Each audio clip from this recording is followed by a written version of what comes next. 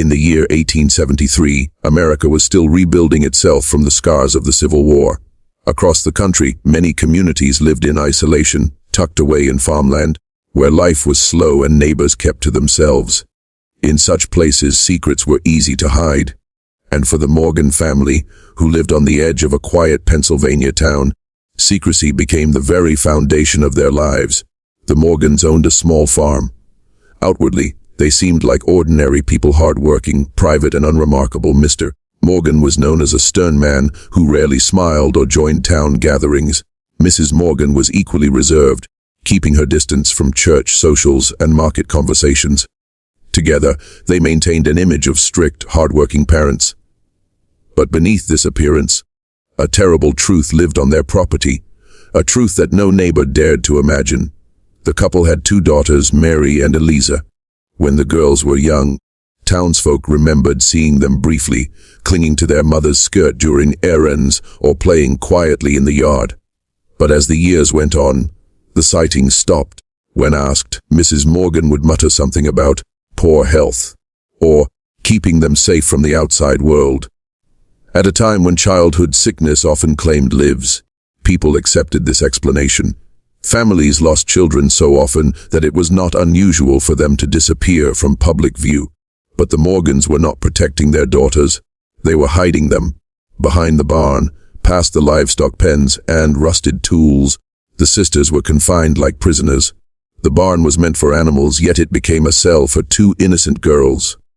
The parents, driven by a cruel belief that their daughters were burdens rather than blessings, chained them inside the structure. Their small wrists and ankles were shackled to beams, leaving them unable to move freely.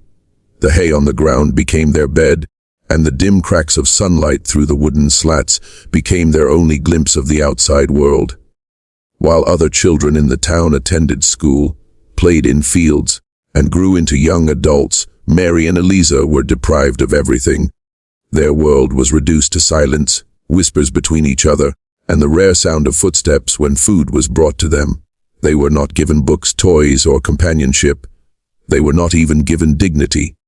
At first, neighbors found it strange that the sisters were never seen. Whispers arose. But the Morgans were skilled at deflecting curiosity. They would claim that the girls were too sick to go outside, that they were delicate and needed constant care. The community, unwilling to pry into another family's private matters, allowed the explanation to rest. After all, in those days, a household was considered the father's domain, and outsiders rarely interfered. But if anyone had dared to question more, if anyone had dared to look behind the barn doors, they would have discovered the unimaginable. 2 young girls robbed of their freedom, living in chains. For Mary and Eliza, time stood still.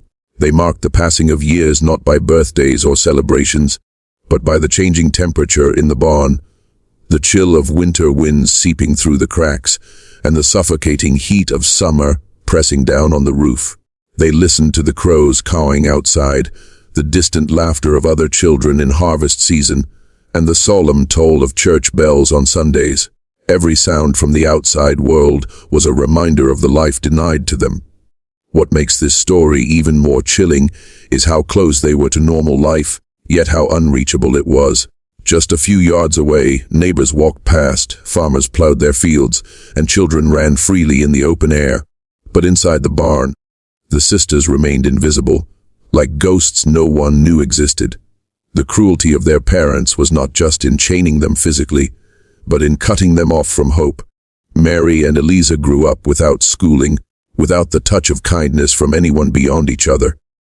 Their bond as sisters became their lifeline. They spoke softly to each other, encouraged one another when despair threatened to overtake them, and promised that one day they would see the sun without chains on their ankles.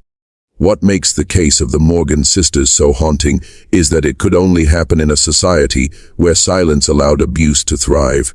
Neighbors saw nothing because they chose not to see. The family's privacy was respected to the point where concern was dismissed. And so, year after year, the sisters disappeared deeper into the shadows of secrecy. By 1873, nearly 4 decades had passed since their imprisonment began. The girls, no longer children, had grown into frail women hidden from the world. Their parents aged too, but their cruelty did not waver. The farm remained a place of toil for the Morgans, but for the sisters it was a cage. And yet, in the midst of such unimaginable suffering, something remarkable endured. Mary and Eliza did not allow their spirits to completely break. Though robbed of freedom, they clung to each other. Though deprived of education, they taught themselves resilience.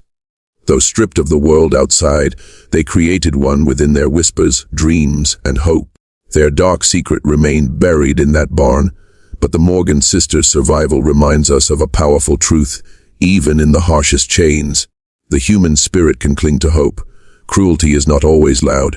Sometimes it hides behind closed doors disguised as discipline, secrecy, or tradition.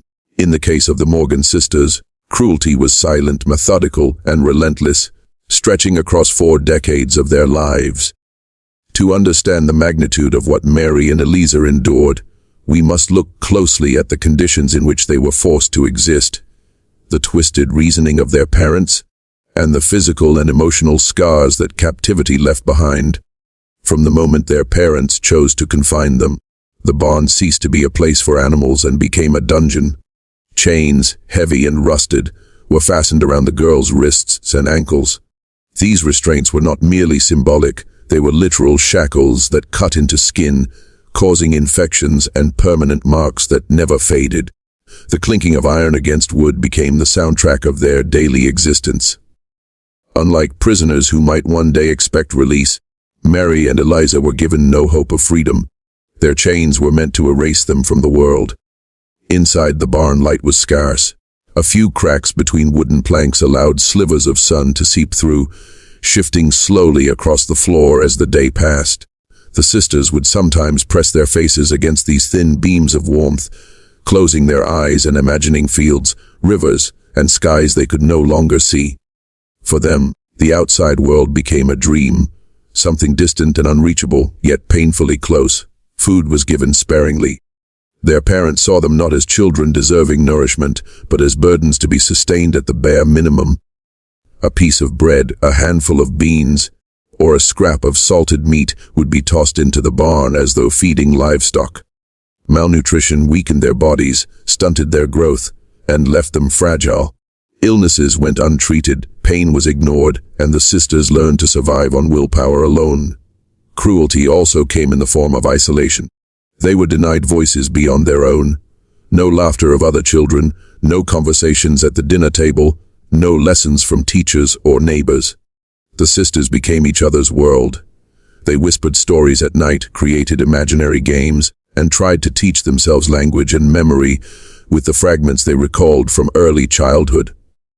Their bond was unbreakable, but it was forged in tragedy, a shared endurance of suffering. The psychological toll of such captivity cannot be overstated. To grow up without freedom, to never know kindness beyond the love of a sibling, is to be robbed of humanity itself. Yet Mary and Eliza clung to scraps of dignity. They prayed silently. They marked seasons by listening to the rhythm of rainfall on the barn roof. They memorized the sounds of the outside world, the creak of wagon wheels, the barking of dogs, the distant hum of church hymns carried by the wind. Each sound became both a torment and a lifeline, reminding them that life continued beyond their chains. Why would parents commit such cruelty? That question haunted neighbors once the truth was uncovered. Some speculated that the Morgans viewed their daughters as weak, unfit, or burdensome. Others believed the parents sought control so absolute that even their children became possessions. At a time when parental authority went largely unquestioned, cruelty could thrive under the shield of family matters. The Morgans exploited that cultural silence, turning their own home into a prison where no law or neighbor intervened, years bled into decades. The sisters watched as their youth slipped away, replaced by the frailty of middle age, all within the same 4 wooden walls. Their parents aged too, but they never loosened their grip of control. For Mary and Eliza, hope flickered in moments of imagination, the idea of walking through fields, attending church, or simply sitting at a table with others. They promised each other that if freedom ever came, they would live for the years they had lost. And still, the cruelty they endured did not extinguish their humanity. It tested it, scarred it, but could not destroy it. When food was scarce, Mary would give her portion to Eliza, insisting she needed it more. When despair weighed heavy, Eliza would whisper reminders of God's mercy, urging her sister not to give up. In the darkest conditions, they practiced compassion, something their parents had long abandoned. The chains of cruelty were not just iron shackles, but also the invisible restraints of neglect, silence, and stolen years. These chains told the sisters every day that they were unwanted, forgotten, and hidden. Yet by surviving them, Mary and Eliza proved a greater truth. The human spirit has the capacity to endure even the harshest prisons. Their survival also reveals something vital about society. When cruelty hides in silence, it thrives. Neighbors assumed, shrugged, and turned away. The Morgans' privacy was never questioned, and that silence enabled decades of suffering. The sisters' chains remind us that cruelty is not only the responsibility of the abuser, but also of those who refuse to see. In the end, what makes their story so powerful is not simply the cruelty itself, but the fact that it could not erase hope. For 40 years, Mary and Eliza endured pain that would have broken many. They emerged not as hollow shells, but as women who bore scars with dignity and taught others about endurance. Cruelty had tried to define them, but their survival redefined cruelty into a story of resilience. Their chains, once symbols of despair, became evidence of the strength it takes to endure, and their whispers to each other, sustained across decades, became louder than the silence their parents tried to impose. For Mary and Eliza Morgan, the barn had long since become the only world they knew. By the turn of the century, nearly 40 years had passed since their parents chained them to its beams. Their bodies were frail, their hair grayed prematurely, and their hands bore the deep marks of iron restraints. Yet despite their suffering, they had not been entirely broken. Their whispers to each other in the dark, their shared prayers, and their stubborn will to survive kept a fragile flame alive inside them. That flame was hope, small flickering, but never fully extinguished. In the early 1900s, the Morgan farm had begun to decline. The father, once a hard and commanding figure, was now aging and weak. His wife, too, could no longer manage the household with the same severity. Crops failed, debts grew, and the once self-sufficient family found themselves in need of help. For the first time in decades, outsiders were invited onto the property. And with that necessity, fate placed a new character into the sisters' story. The farmhand who would change everything. The young man was hired in late spring.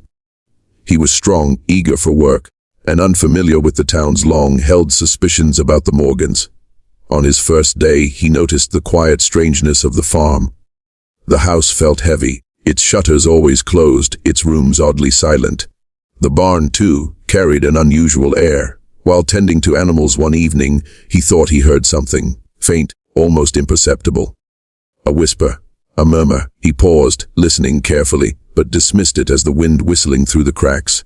Days later, the sound came again. This time it was clearer, a soft voice, low and trembling. The farmhand's heart pounded as he realized it was not the wind.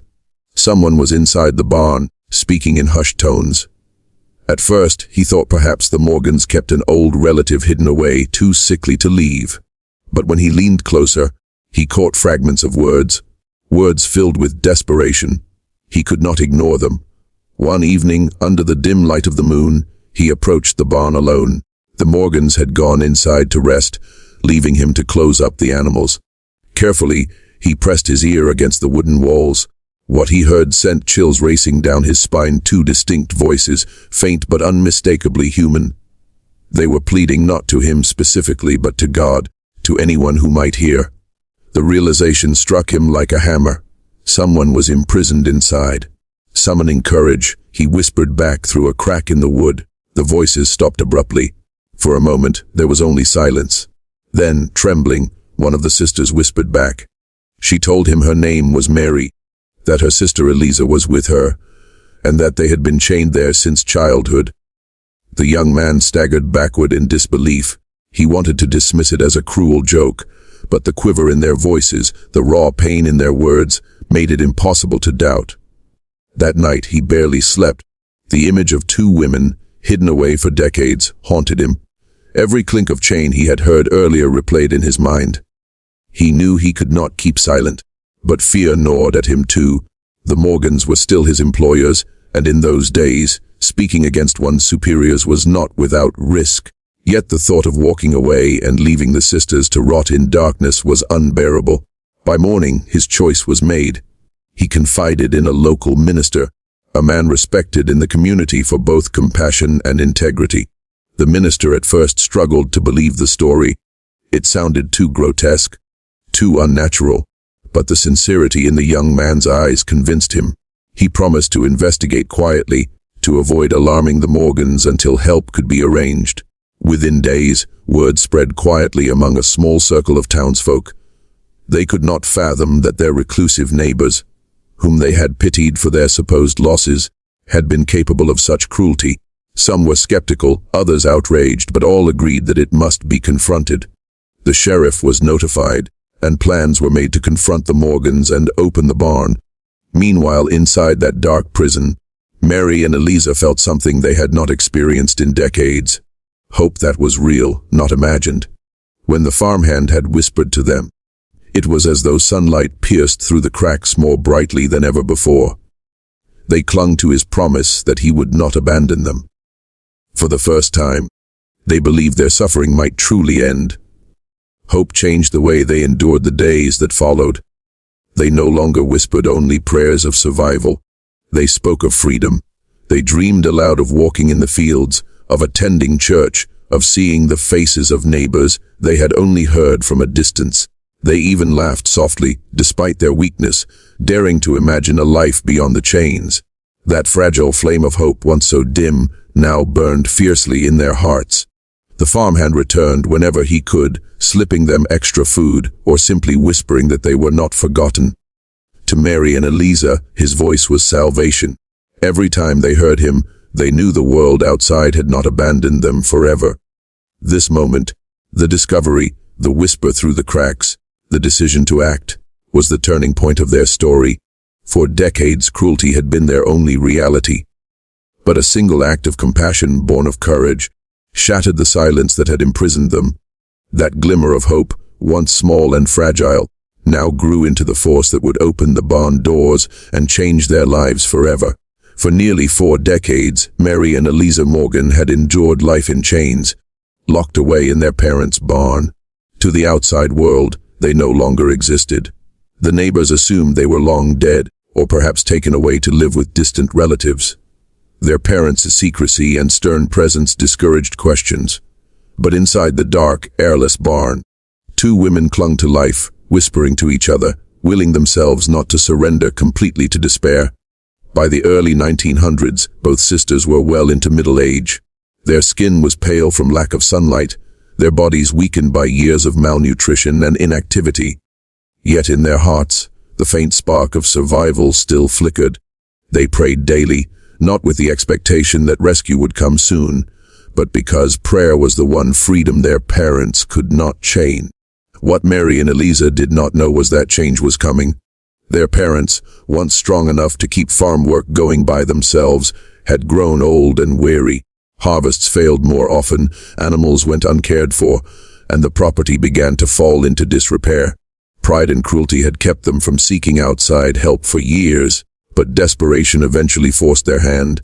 They hired a young farmhand to assist with chores. That decision, born of necessity, would become the crack of light in the sisters' long night of suffering. The farmhand was new to the community. He did not know the old rumors about the Morgan family. To him, the job was simple: tend the animals, repair the fences, and work the fields. On his first few days, he noticed the farm carried a strange stillness. The Morgans spoke little, their eyes guarded. The barn seemed unusually avoided by the couple, except when they carried buckets of food scraps inside. At first, he thought nothing of it. Rural families were private, and every farm had its quirks. Then, one evening, while closing the barn doors, he paused. Among the sounds of restless animals, he heard something faint, too faint for livestock, a voice, a human voice. He froze, listening harder. It was soft, hoarse, almost like a prayer muttered in secret.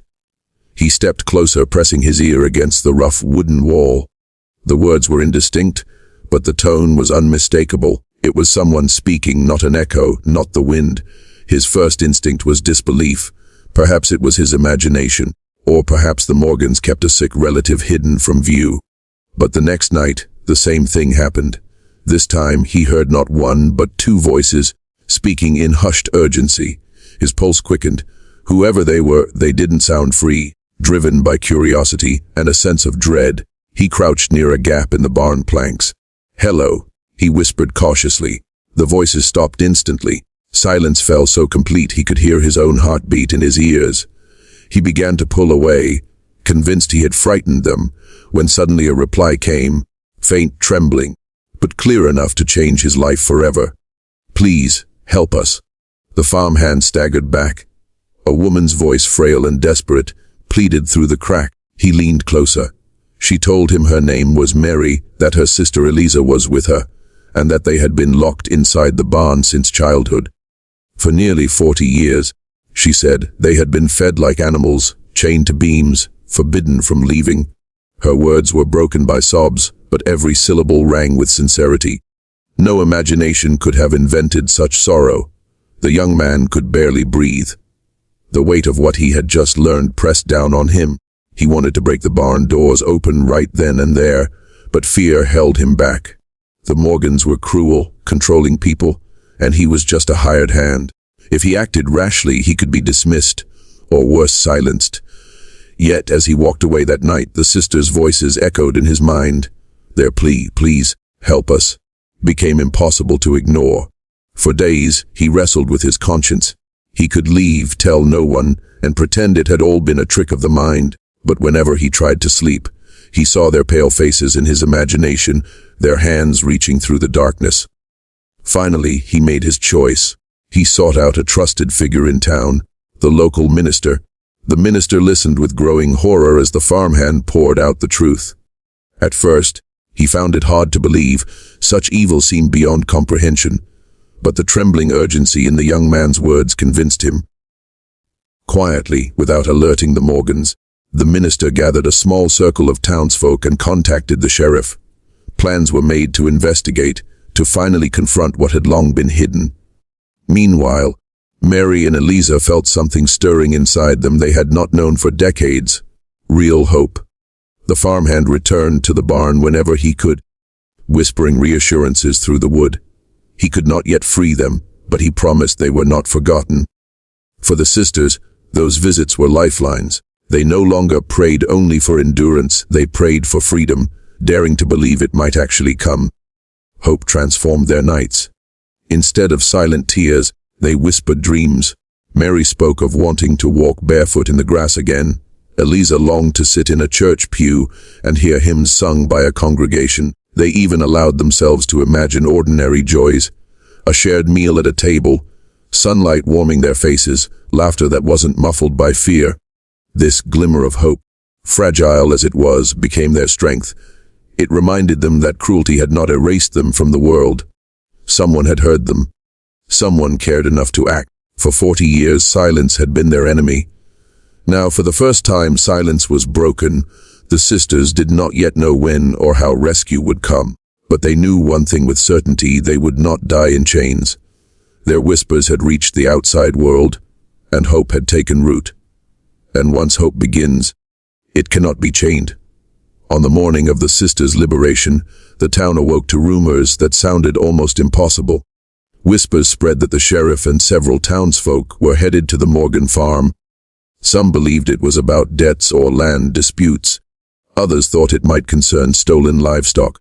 No one could imagine the horror about to be revealed.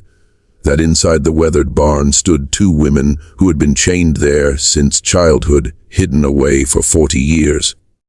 The sheriff rode out with a heavy heart. He had heard the farmhand's testimony, had listened to the minister's solemn confirmation, and had gathered a small group of trusted men to bear witness. Still, a part of him doubted. Could such cruelty have been committed in their quiet town, right under everyone's noses? But when they reached the farm, doubt quickly gave way to grim determination. Mr. and Mrs. Morgan were outside, tending weakly to their chores. Their faces hardened when they saw the sheriff approach. "What business have you here?" Mr. Morgan barked. The sheriff did not waste time. "We've come to see your barn," he replied. The couple resisted, shouting about privacy, property rights, and false accusations. But their trembling voices betrayed their fear. The sheriff motioned to his men, and together they pushed past the protests, forcing the barn doors open. What met their eyes froze them in place. Inside, in the dim light filtering through cracks in the wood, stood two women, frail, bent, their hair gray and tangled, their faces pale as death. Chains rattled as they shrank back, shielding their eyes from the sudden burst of daylight. Their clothes hung in tatters, their skin marked with sores and the deep scars of iron shackles. For a moment, the townsfolk could not move. Some gasped. One of the men muttered a prayer under his breath. Mary and Eliza Morgan had lived as ghosts for 4 decades, and now at last they were seen. The sheriff stepped forward gently, his voice trembling. "It's all right now. You're safe. We're here to take you out." His words seemed to confuse the sisters at first. They had dreamed of them for so long that they wondered if this moment was real. Slowly, cautiously, they lifted their tear-filled eyes. One of the men produced a hammer and chisel. The sheriff himself knelt by the rusted chains, working carefully to free their bruised wrists and ankles. The iron gave way with loud cracks, echoing through the barn like thunder announcing the end of a storm. When the last shackle fell, Mary and Eliza collapsed into each other's arms, sobbing with a mix of pain and relief. The rescuers helped them outside. For the first time in 40 years, the sisters felt the full light of the sun on their faces. They squinted, covered their eyes, and then let the warmth wash over them. It was overwhelming, the brightness, the air, the open sky. Neighbors who had gathered nearby wept openly as the sisters stumbled forward, each step a victory over decades of cruelty. Mrs. Morgan wailed, insisting her daughters were mad and needed to be kept hidden. Mr. Morgan shouted that outsiders had no right to interfere in his family's affairs. But their protests fell flat. The sight of Mary and Eliza, living evidence of monstrous abuse, silenced all argument. The sheriff placed the parents under arrest, declaring their crimes would be answered in court. For once, the couple who had controlled every detail of their daughters' lives had no power left. The journey from the farm to town was slow. Mary and Eliza were too weak to walk long distances, so a wagon was brought to carry them. As they rode through the familiar roads they had once only imagined, their tears did not stop. They saw trees swaying, children playing, dogs barking, all the ordinary sights and sounds of life that had been stolen from them. Every detail felt miraculous. When they reached town, the church bells rang, not in mourning but in triumph. People poured into the streets to witness the miracle of survival. Some neighbors wept with guilt, ashamed they had believed the Morgans' lies for so long. Others fell to their knees, thanking God for delivering the sisters at last. For Mary and Eliza, the embrace of the townspeople was overwhelming. After decades of isolation, to be held, comforted, and recognized as human beings again was almost too much to bear. Their freedom did not erase their suffering. Their bodies were frail, their health fragile, and their minds carried the weight of decades in chains. Yet even in their weakness, there was strength.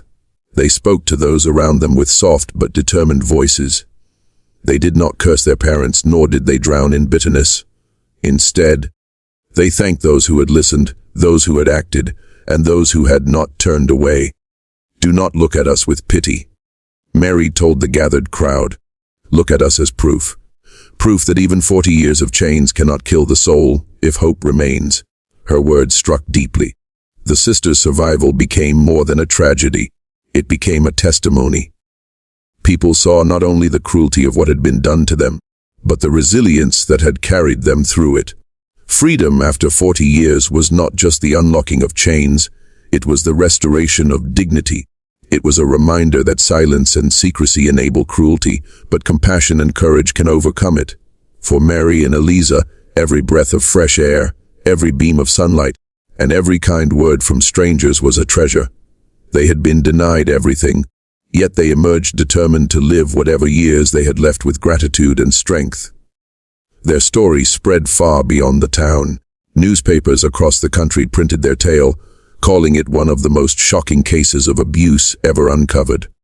But alongside the outrage was admiration. People marveled that two women, hidden away for 4 decades, had not lost their humanity. Freedom after 40 years was not the end of their suffering, but it was the beginning of their healing. And in their healing, the world saw a truth too powerful to ignore. No matter how long someone is chained, the human spirit can endure, and, given the chance, it can rise again. When the barn doors opened and the chains finally fell away, Mary and Eliza Morgan were not simply freed from iron. They were freed from decades of silence, isolation, and cruelty. Their bodies bore the marks of captivity. Their spirits carried scars no one could see, and yet they stood as living proof of something extraordinary, the incredible power of human endurance. Endurance is not merely survival. Survival means clinging to life by the barest thread, existing without purpose beyond the next breath. Endurance, however, is different. Endurance means choosing to hold on to dignity, to keep hope alive, to fight against despair even when the odds seem impossible. That is what Mary and Eliza had done for 40 long years. From childhood into late middle age, they had been denied almost everything that makes life human. Freedom, education, community, love beyond their own bond as sisters. They had been reduced, in their parents' eyes, to burdens chained in a barn. But while their parents sought to erase their existence, the sisters quietly resisted by enduring. How did they endure? First, through each other. The bond between siblings can be powerful, but for Mary and Eliza, it was lifeline and salvation. Alone, either one of them might have succumbed to despair. Together, they carried one another through. When one felt weak, the other offered strength. When food was scarce, they shared every bite. When hopelessness threatened to smother them, they whispered encouragement. "We must hold on," Eliza would murmur in the dark. "One day we will be free." And Mary, in turn, would remind her sister of the sunlight they would one day see without chains. Their endurance also came from faith. Raised in a time when religion shaped community life, the sisters clung to prayer. Though denied church, denied scripture, and denied fellowship, they still whispered hymns they faintly remembered, reciting verses pieced together from childhood memory. Those prayers became their anchor. Even when years passed with no sign of deliverance, they prayed as if heaven itself was listening. Endurance also demanded imagination. To keep their minds from crumbling under monotony, they built worlds in their whispers.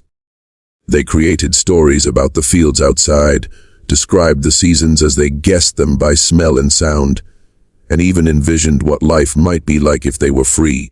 These dreams, however fragile, gave them purpose. Imagination became rebellion against the cruelty meant to erase them. But perhaps the greatest demonstration of their endurance was this: they never surrendered their humanity. Cruelty had sought to strip them of it, to reduce them to silent, broken figures. Yet when they were freed, they did not emerge as bitter shells. They emerged with gratitude, with voices that trembled but still carried hope, and with a determination to speak truth. That is endurance in its purest form, not simply surviving pain, but refusing to let pain define who you are. Their story struck the world not just because of the horror, but because of the strength. Readers of newspapers across America wept not only for what the sisters had suffered, but for what they had preserved, their will to live, to feel, and to believe. They became symbols of resilience, reminders that the human spirit is far stronger than most imagine. Consider the weight of what they endured: 40 years of darkness. 40 years without a friend's embrace, without a single holiday, without walking a road or feeling grass underfoot. 40 years of hunger, chains, and whispered prayers. For many, the thought of enduring even 1 year of such confinement is unbearable. Yet the sisters endured 4 decades, and they did so without allowing hatred to consume them. That is not mere survival, it is victory. Their story challenges us to rethink the meaning of strength. Strength is often seen in muscles, in armies, in wealth or authority. But true strength, the kind that outlasts cruelty, is quiet. It exists in the will to take one more breath when despair urges surrender. It exists in the courage to whisper to a loved one, "Hold on," even when you are uncertain yourself. It exists in choosing to believe in light while surrounded by darkness. The Morgan sisters' endurance also carried a message for their community. Many neighbors wept when the truth was revealed, not only because of pity, but because they realized they had been blind. They had accepted the Morgan's secrecy, dismissed their unease, and turned away from asking questions. Their silence had allowed cruelty to thrive, yet even in the face of that neglect, Mary and Eliza endured. Their endurance became a rebuke to complacency, a living reminder that when society chooses silence, suffering deepens. And so, endurance became both personal and public. Personally, it allowed the sisters to survive unimaginable cruelty. Publicly, it forced others to confront their own failures and responsibilities. Their story spread not as a tale of despair, but as a testimony to resilience. In the years following their rescue, Mary and Eliza were invited to speak with reporters, community groups, and church congregations. They did not dwell on vengeance or bitterness. Instead, they used their voices to encourage others never to give up hope. "If we can endure," Eliza once said, "so can you." Those words inspired not only those facing hardship in their own lives, but also those fighting against injustice in society. The sisters' endurance became a universal lesson. It showed that endurance is not passive. It is an act of courage. It is a form of resistance against cruelty, neglect, and despair. And above all, it is a reminder that endurance can transform suffering into testimony. Mary and Eliza's lives remind us that no chain is stronger than the will to endure. They remind us that cruelty can last for years, even decades, but it cannot erase the spark of the human spirit. They remind us that when we endure, we do not merely survive, we triumph. When Mary and Eliza Morgan walked free from their chains, their story did not end at the barn door. In many ways, it was only beginning. Their survival, their resilience, and their voices became more than a local scandal. They became a legacy. The horror of what they endured shocked an entire nation, but the strength with which they carried themselves afterward inspired generations to come. News of the Morgan sisters spread quickly. Newspapers across Pennsylvania, and soon across the United States, carried headlines about "the sisters in chains" and 40 years in a barn. Journalists described their frailty, the scars on their wrists, and the haunting contrast between the cruelty of their parents and the dignity of the daughters they had tried to erase. Readers reacted with outrage, sorrow, and shame. How could such a thing have happened in America, a nation that prided itself on freedom and family values? But alongside the anger was admiration. People marveled not only that the sisters had survived, but that they had not let cruelty rob them of humanity. Despite all they had endured, Mary and Eliza spoke with gentleness and gratitude. They did not demand vengeance. They did not dwell endlessly on the past. Instead, they spoke about hope, faith, and endurance. That choice made their story not merely a tale of suffering, but a testimony of strength. Their presence at community gatherings became a source of awe. Churches invited them to speak. Schools taught children their story as a warning against cruelty and a lesson in compassion. Women's groups in particular saw them as symbols of the quiet suffering many endured behind closed doors, urging reforms in how communities handled secrecy, abuse, and family matters. The sisters themselves insisted that their story should not be about pity, but about vigilance and courage. "Do not turn your eyes away when you see suffering," Mary once told a church congregation. "It was silence that chained us longer than iron." This message struck deeply in a time when society often dismissed abuse as a private family matter. The Morgan case became part of a growing movement to protect children and vulnerable people from hidden cruelty. Lawmakers began to recognize that unchecked parental authority could be dangerous. Over time, cases like theirs laid groundwork for the very concept of child protection laws, though such reforms would take decades to fully form. Even so, their story contributed to a cultural awakening, the realization that cruelty thrives in silence, and that compassion requires action. Yet beyond laws and policies, the sisters' legacy was far more personal. To ordinary people, they became living proof that no matter how long one suffers, hope can endure. Families struggling with poverty, illness, or grief found strength in their story. Survivors of abuse looked to Mary and Eliza as evidence that one could live on with dignity even after unimaginable pain. Their endurance was not abstract. It was flesh and blood, standing before the world with scars visible yet spirits unbroken. The sisters themselves embraced their role as symbols, though it was never easy. They had to learn to live in a world they had been denied for 40 years. Everything was new, walking freely on roads, sitting in sunlight, hearing music, attending church. Some days the adjustment was overwhelming, but they met it with gratitude. They often spoke about how precious simple freedoms were: the feel of grass beneath their feet, the warmth of a friendly hand, the joy of conversation. In appreciating what others took for granted, they taught everyone around them to see life differently. Their story also reshaped the way their community saw itself. For years, neighbors had believed the Morgans' lies, had chosen not to question, had accepted silence. When the truth came out, many felt guilt. But rather than wallow in shame, the community transformed. People became more attentive, more willing to speak out when something seemed wrong. The town that once turned a blind eye now became one of vigilance and compassion. That too was part of the sisters' legacy, showing that even communities can endure, learn, and grow from past failures. In the decades that followed, the Morgan sisters lived quietly but meaningfully. They did not seek fame or fortune. Instead, they sought peace. They attended church faithfully, walked the streets freely, and cherished the friendships they built. For them, every day outside the barn was a gift. They were often asked how they had managed to endure so long. Their answer was simple: faith, love, and hope. Faith that God had not abandoned them. Love for each other as sisters. Hope that someday, no matter how late, freedom would come. When Mary passed away, Eliza described her sister not as a victim, but as a warrior of the spirit. And when Eliza herself died, the town honored them both, not with whispers of pity, but with songs of triumph. They were buried side by side, free forever, their graves marked not by the cruelty they endured, but by the endurance that defined them. Today, their story continues to echo. It is told in books, sermons, and lectures. It is remembered whenever people speak of resilience, of hope against despair, of the responsibility communities bear to protect the vulnerable. Their names stand as reminders that the human spirit is stronger than chains, stronger than silence, stronger even than 40 years of cruelty. The Morgan sisters' legacy is not simply about what they endured, but about what they taught. They taught that silence is dangerous.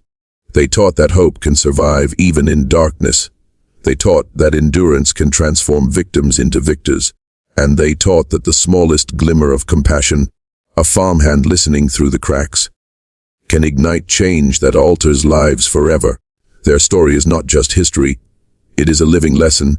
It tells us that suffering may last, cruelty may persist, and hope may flicker dimly, but endurance can carry the human soul to freedom.